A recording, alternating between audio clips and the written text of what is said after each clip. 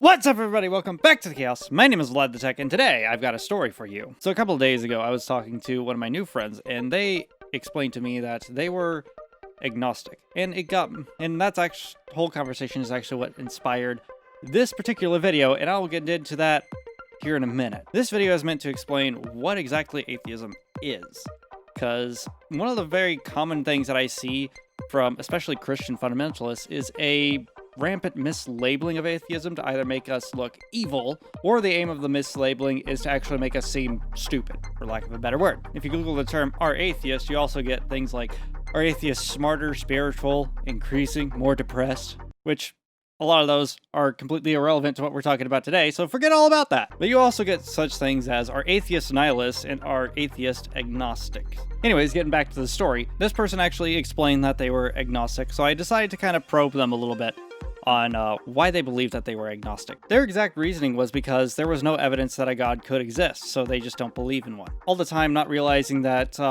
they were actually defining what atheism is. So I probed them a little further by asking, okay, then why do you consider yourself just to be an agnostic and not an atheist? They said to me that they couldn't be because atheists only believe in nothing. And she doesn't believe in nothing, she just doesn't believe that a god exists. I don't know how, but this person was fed the definition of nihilism, and it was ascribed to atheism, which is wrong. Nihilism are people who inherently believe in nothing and that all things are meaningless, which is, in my view, stupid. Though this person technically is agnostic, they didn't know that this whole time they could have been using the word atheist to accurately define themselves.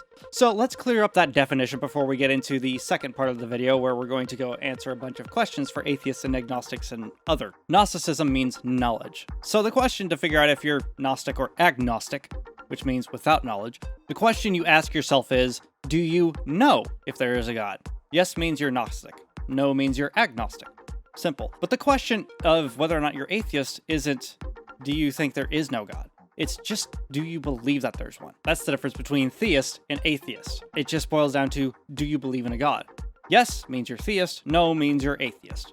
Simple as that. Going further down this rabbit hole, you also have people that believe that a god is not possible. These people are called anti-theists. So atheism doesn't reject the claim that a god could exist. It just denies the belief in such a claim. You lack the psychological condition of believing that a god exists. That's it. Also, I've got something in my eye. I think it's a pupil. The whole reason behind this mislabeling, as I stated before, is to make us look either evil or stupid, and I'm pretty sure that that's going to come up in this little blog that I found online. So, somebody named Sean Nelson, apparently, wrote an article for geekychristian.com, and it was called Questions for Atheists, Agnostics, and Non-Christians. We're going to be addressing the first column, Questions for Atheists, and we're also going to be taking a look at the second column, Questions for Agnostics.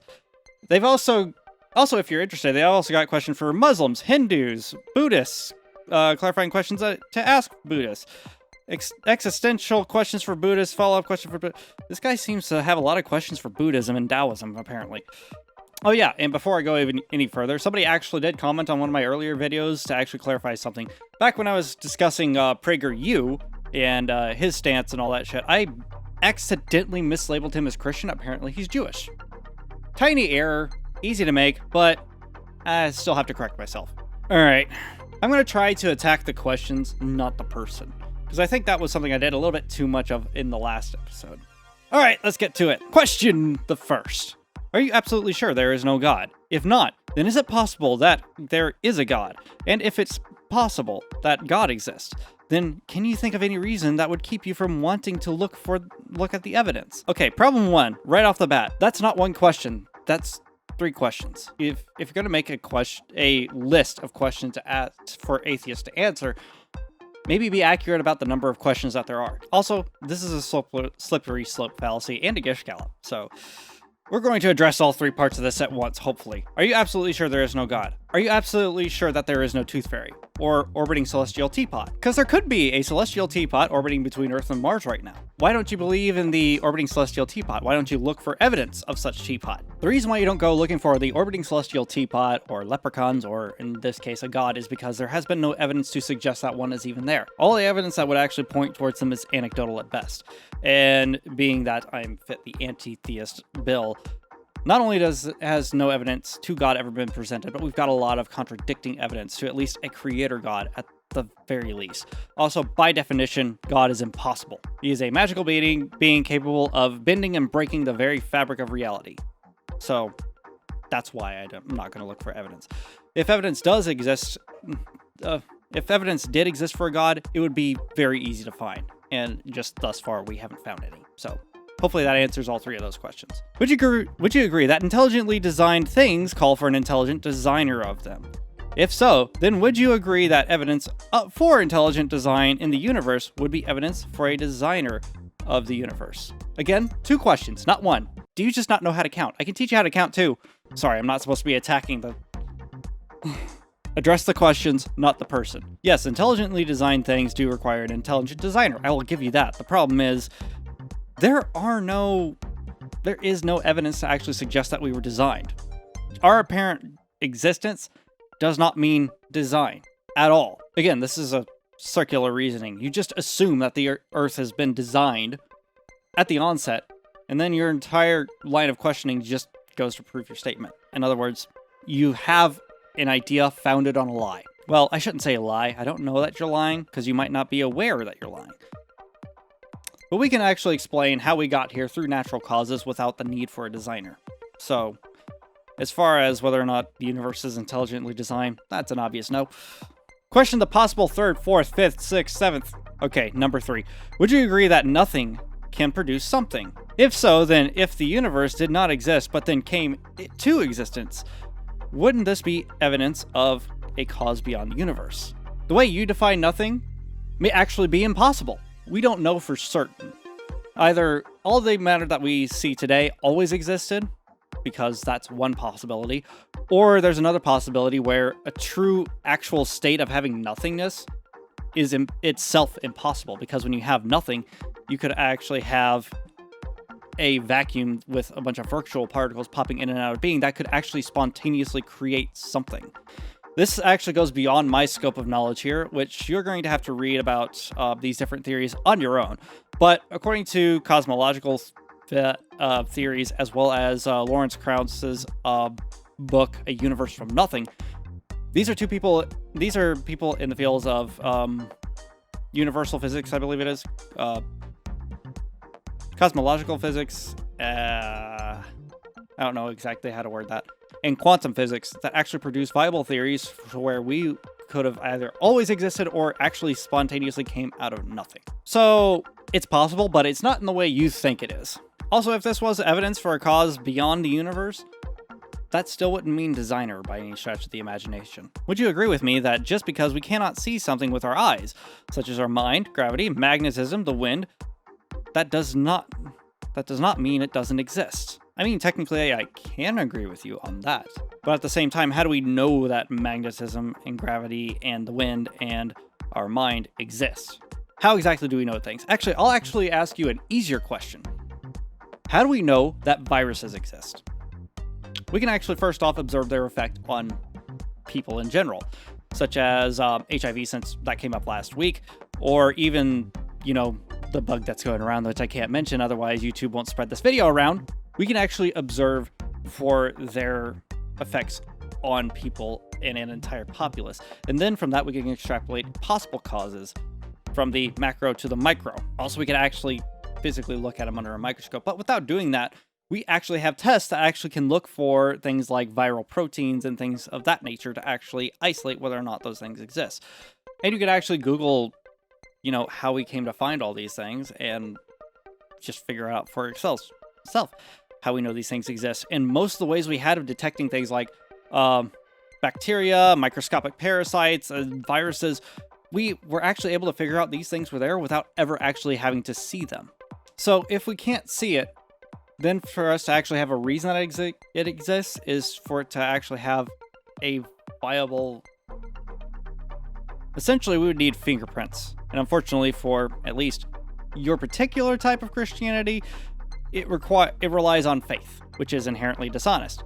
So if we actually want proof that your God exists, he would either have to show up and do something miraculous, or he would have actually left us something to actually look at that wouldn't require faith to actually believe in his existence. Would you also agree that just because we cannot see God with our eyes does not necessarily mean he doesn't exist? Didn't I just answer this? Technically no, but that requires you to forget the fact that we have no evidence that is positively indicative of his existence. What evidence do you have that actually supports the God hypothesis? What can we predict with this model? And how does that better explain the world around us than the models that we have today? In the light of the Big Bang, evidence for the origin of the universe, is it more reasonable to believe that no one created something out of nothing, or someone created something out of nothing? What evidence do you have that it was created in the first place? Can you show me that? This whole question has absolutely no merit. There's no possible way to answer this but wrong. I can't even begin to address this problem until you actually show me evidence of a creator. And something from nothing wouldn't actually prove that. Again, we have many ways of explaining how the universe got here without a God's intervention that actually has actual evidence indicating that that might be what happened. So I guess if you're asking if it's just more reasonable to believe that no one created something out of nothing, then no, it's no more reasonable. It's actually far less reasonable if you just so happen to be wrong, which we have more evidence of. So you could actually make the argument that is less reasonable, but considering how this is structured, I would have to answer no. That is not more reasonable because there is no evidence to state that such a thing actually happened. Would you agree that something presently exists? No. I threw in a joke. If something presently exists, and something cannot come from nothing, then would you also agree that something must have always existed? Yes, but as we stated, we don't actually know right now if something came from nothing. Well, nothing. The traditional colloquial definition of nothing may not be a thing. Or if all the matter that we currently see was all the matter that ever existed and has always existed. We don't know if we have always been, if this universe has forever been here, or if we literally just spontaneously came into being via virtual quantum particles. So this is the only one where I would honestly say, I can't answer it because we just don't know. Question is, how do you think that's proof of a God? If it takes an intelligent being to produce an encyclopedia, then would it not take an intelligent being to produce the equivalent of 1,000 sets of an encyclopedia full of information in the first one-celled animal? No. Now for a crash course in biology from somebody who doesn't know enough about biology to be teaching you this, but I'm going to try anyways. You don't even actually have to know about biology at all to actually combat this argument. Because first off, 1,000 sets of an encyclopedia is not exactly what DNA is. You can't really compare the two. Because first off, you can have different arrangements of different letters of ribonucleotides to actually get the same protein. So it's like having an encyclopedia made out of several different languages all rolled into one. And it's not necessarily like an encyclopedia, it's more of a cookbook. And there's also several books in that cookbook that are either redundant or just completely not necessary. In fact, a lot of our DNA is completely junk DNA. You can get rid of it and still make a successful human. Also, no, none of this actually takes intelligence because abiogenesis, the hypothesis behind abiogenesis is that through repeated cycles of hydration, heating, dehydration, cooling, and then rehydration, if you complete that cycle enough with just the chemicals that our ribonucleotides are actually made of, the mixture will actually produce ribonucleotides spontaneously. And if you just give them enough time, literally, that's the only thing you need is just to sit and wait after this. Given enough time, they will actually group together to form RNA. And then RNA can replicate itself and also bind to each other to create DNA. So yes, you can actually get DNA emerging not from nothing, but just the chemicals it takes to make ribonucleotides. So in other words, you don't even need question 8. You can actually just go ahead and get rid of that because abiogenesis completely explains that this question's not even worth asking. Because while we do know it takes an intelligent mind to design a book, it doesn't take a mind whatsoever to actually create life. If an effect cannot be greater than its cause, since you can't give what you do not have to give, then does it not make more sense that mind produce matter than that matter produce mind, as atheists say? Again, since I already know that this person's an evangelist, and I could take this to mean one of two things. You do believe in some kind of creation, it's a matter of what type of creation, but traditionally defining Christianity would actually... Traditional Christian creationism, that was a hard one to say for some reason, requires that a genie literally spoke things into being. They also like to say that we were created in his own image, which is impossible because we would experience things that a god cannot possibly experience, especially given the characteristics that Christians like to attribute to the said god. Also, as I've stated before, through Abiogenesis, we can actually explain how matter created a mind. We can explain that from abiogenesis, the formation of RNA out of just chemicals that were currently present on the Earth, all the way up to single-cell life forms, and then from using evolution, we can actually explain how we got from that jumbled chaotic mess to the Cambrian explosion, to the eventual formation of the first land mammals, to the formation of our great ape ancestors, all the way up until us. We can explain that whole process. So, no, it does not make more sense that mind created matter as opposed to the other way around. I could actually ask a similar question. Did God make man, or did man make many gods? Chicken or egg? Is there anything wrong anywhere? Yes, there's a lot of things wrong in this fucking page, for instance. If so, how can we know unless there is a moral law? You can know technically without a moral law. Right and wrong without moral laws are a binary construct. Am I correct or am I not correct? However, with moral laws, you actually start to see more of a broad spectrum of what morality actually is. And you can actually boil it down a lot more than that. And I'm assuming you're going to ask the morality question next, so I'm just going to go ahead and see if I can read it. If every law needs a lawgiver, does it not make sense to say a moral law needs a moral lawgiver? No, because we could actually, once again, looking at evolution, see how we actually evolved with empathy for our fellow man, woman, or non-binaries. I don't know how to be PC. Somebody correct me in the comments. To actually know if something is wrong without a moral law, all you just need is basically rational skepticism. And we can have morals completely devoid of a moral lawgiver because we actually evolved with empathy in mind, because early humans actually knew that it was a bad idea to actually kill or maim any other members of your own tribe. And because we did that, the ones who were actually reproduced the most had a better sense of empathy than the ones who didn't. Those empathy neurons have actually become denser and more active. In fact, it's almost impossible to think to actually have a thought completely independent of emotion, unless you're a sociopath or psychopath. However, if you want to believe that we don't have moral laws, then here's the easiest way to figure it out.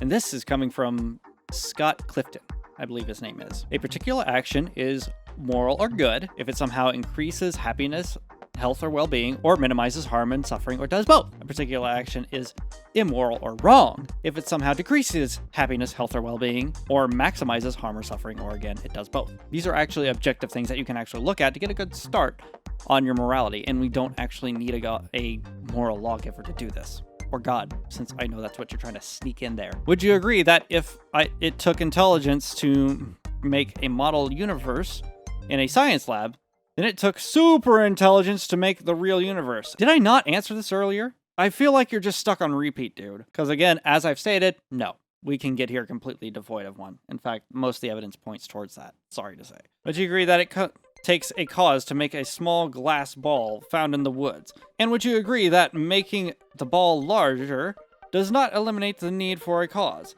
If so, then doesn't the biggest ball of all, the whole universe, need a cause? Yes. But the question is that cause a god? Which again, no. As far as we can tell, it is not. I am sorry. There's just no evidence to support your case. If there is a cause beyond the whole finite, limited universe, would not this cause have to be beyond the finite, namely, non-finite or infinite? No. In the light of the anthropic principle that the universe was fine-tuned for the emergence of life from its very inception, wouldn't it make sense to say there was an intelligent being who pre-planned human life? So you're saying to me that this whole universe is fine-tuned with us in mind when we can only exist on a small, insignificant dust that's in the small corner of an infinitely fucking expanding galaxy? I'm sorry, but I have to kind of attack you a little bit. Are you stupid? Also, no, and no. Again, we can actually show you how all this came into being. Without a god. None of this needs a god. So as far as those questions, they're all designed to actually mislead you into, they're actually not meant for an actual anti-theist like me who actually knows how all these are wrong. They're meant for the average non-believer, somebody who just plain old wasn't convinced, or agnostic atheist, if you will. They're just hoping to gain points by befuddling the average non-believer with word games. Speaking of which, questions for Agnostic. There's only 4, so hopefully this will be fast, because I've been here for 34 minutes. Of the 2 possible kinds of agnostic, which kind are you? Strong agnostic, who says we can't know anything for sure. Weak agnostic, who says we don't know anything for sure, but we could if we had enough evidence. That's not agnostic, that's nihilist. Remember, nihilists are the people who actually believe in nothing. And that which also comes with the added benefit of believing that we cannot possibly know anything for sure. Most agnostics are not like that. In fact, I can actually speak for this, even though I'm an anti-theist now. I first became an atheist as an atheist agnostic. I just didn't know that the term atheist actually applied to me at the time, which is actually pretty damn common for people to be agnostic first before realizing that they're atheist, as I mentioned before. So first off, figure out what an agnostic is before you dare to ask that question. Sorry, that kind of gets me up in a tizzy when people actually don't know what my fucking position is, and then try to impose a position onto me that I do not agree with. I'm sorry, but shouldn't I be the fucking judge of what my position is? Especially since I know it better than you. If you can prove to me that your definition is correct and mine isn't, then yes, I will happily concede. But the problem is, that's not what's happening here. They're intentionally misdirecting you. Because I'm assuming that it's like, oh, well, if you don't think this way, then you can't possibly be agnostic because you believe in something, not nothing. If you're the strong kind, then how do you know for sure that you can't know anything for sure? We can know things for sure because again, you are referring to nihilism. Okay, I'm just going to read off the next questions. I'm not even going to bother to answer them because they're all based on a false pretense that's supposed to misrepresent your own personal beliefs just so they can befuddle you with their word games later. That's a pretty shitty fucking tactic. And I'm sorry, but after people see this video, I doubt they're going to fall for it anymore. So here we go. If you're the strong kind, then how do you know for sure that you can't know anything for sure? If you are the weak kind of agnostic, then is it possible that we could know for sure that God exists if we had enough evidence? Do you agree that an open-minded person should be willing to look at all the evidence? If so, then are you willing to look at the evidence for God's existence? Again, first off, as soon as you agree that you're not a nihilist, which is what they're actually asking, then you're like, no, we can know things for certain if we have enough evidence. And it's like, oh, well, what if I presented you with evidence of God? I'm sorry, but what evidence do you have for a God? Tell me. Tell me what this magical secret evidence that you are keeping from the general public is. I would like to know. Aside from him appearing himself and actually performing something miraculous, we have no evidence for a God. I'm sorry, it is literally that simple. Until that evidence arrives, I'm sorry, you're just shit out of luck. I don't know if the James Randi Educational Foundation is still giving out the $1 million to perform psychic powers, but the same thing applies for miracles. Yes, they've actually tested religious miracle workers before, as well as psychics. So if your God can win James Randi's $1 million, then I will say you have something. Until then, show me the evidence. And that's going to do it for today's video. Let me know what you guys thought about it down below. I'm seriously trying to stick to not attacking the person, only the ideas, but, you know, it's really hard to do that when they straight up try to mislead from the get-go. Sorry, but those tactics just don't work on somebody who actually knows what the fuck they're talking about. Starting next week, I'll be switching back to doing more videos on autism. I'm just not sure what I want to do, so leave your suggestions down in the comments section below. Also, while you're down there, if you thought you were only an agnostic and didn't think yourself to be atheist, and this video has convinced you to change your mind, though not through the questions that were asked here, but by me actually presenting the accurate descriptions, let me know in the comment section as well. And if you want to go chat with me about this subject, I have a Discord server, which will also be linked in the description. And if you want to support my stupidity, you can go support me over on Patreon and get special perks, such as being featured in a monthly shout out, or if you get a high enough tier, I will also be making a credits page once we get enough people behind that, and your name will go on there as long as you are as long as you're a supporter. But for now, thank you guys so much for watching, and if you enjoyed it, feel free to show me some love down below by hitting the like button, and don't forget to check out the annotations for more videos, and I will see you in the next video.